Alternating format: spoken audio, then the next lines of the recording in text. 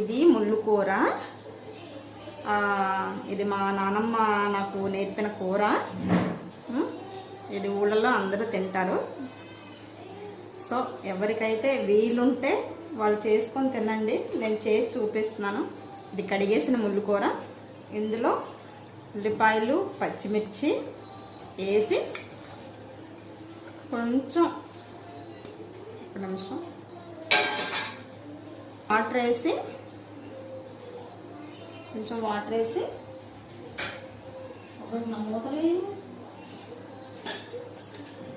బాబాయ్ చాలా అందంగా ఇది ఇలాగా బాగా మెత్తగా ఉడకాలి. బాగా మెత్తగా ఉడికిన తర్వాత అప్పుడు మిగతా ప్రాసెస్ చెప్తా. కూర పూర్తిగా ఉడికిపోయింది. ఇప్పుడు దీన్ని స్టవ్ ఆఫ్ చేసేసి దీన్ని తీసి దింపుకొని ఇలా మెత్తగా స్మాష్ చేసుకోవాలన్నమాట.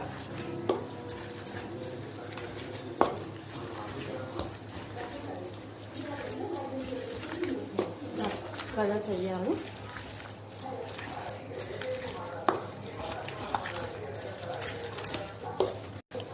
ఇలా మట్టి దాంట్లో ఆకుకూరలు కానీ చేపల కూరలు కానీ వండుకుంటే చాలా మంచిది.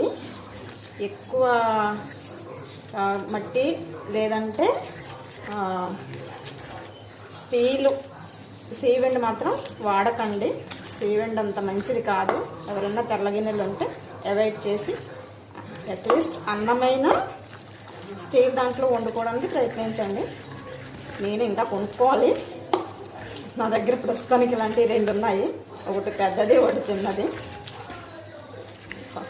స్టవ్లో పెట్టుకొని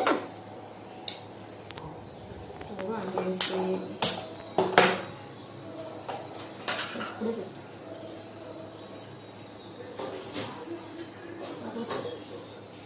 కొంచెం పసుపు,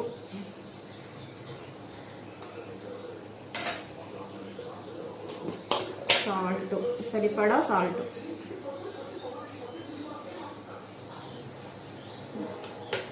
ఇప్పుడు ఇందులో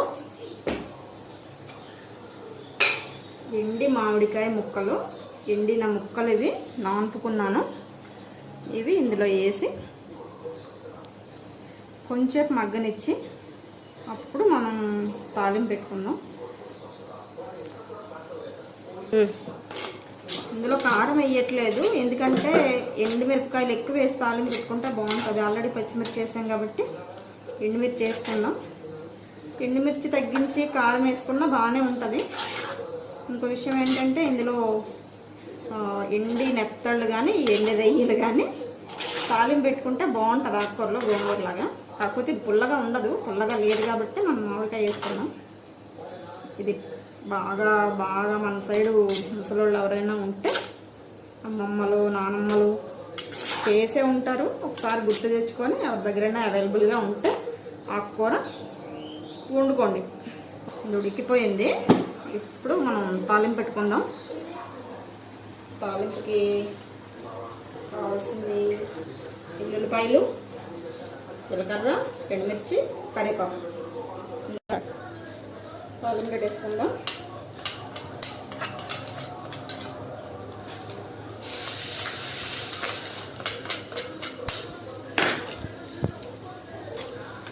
అంతే, ముళ్ళు కూర రెడీ అయిపోయింది.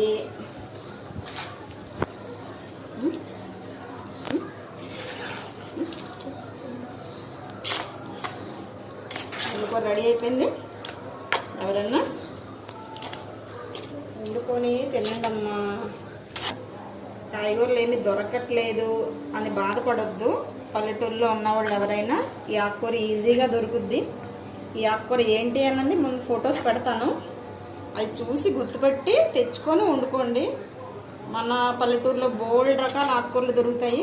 నా దగ్గర, నేను కాకినాడలో ఉంటున్నాను కాబట్టి నా దగ్గర 3-4 రకాలు ఉన్నాయి పల్లెటూరులో దొరికే ఆకుకూరలే. అవి కూడా మీకు చేసి చూపిస్తాను. ఎవరికైనా ఇంట్రెస్ట్ ఉంటే తెలిస్తే ఉండండి, టేస్ట్ చేయండి, హెల్తీగా ఉండండి.